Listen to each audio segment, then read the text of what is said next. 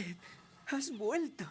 Colette, No, ni una palabra. Si lo pienso, igual me marcho. Solo dime qué quiere cocinar la rata. ¿Ratatouille? Es un plato campesino. ¿Seguro que quiere servirle esto a Ego?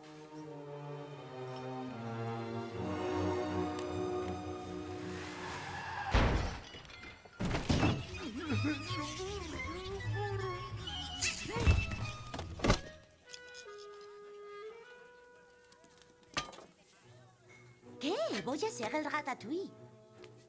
Bien, ¿tú cómo lo preparas?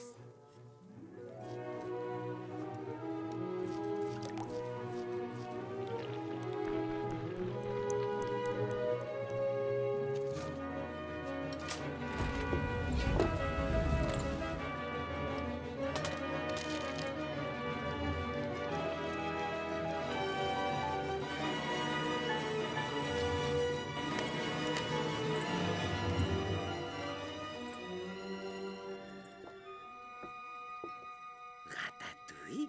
Debe de ser una broma.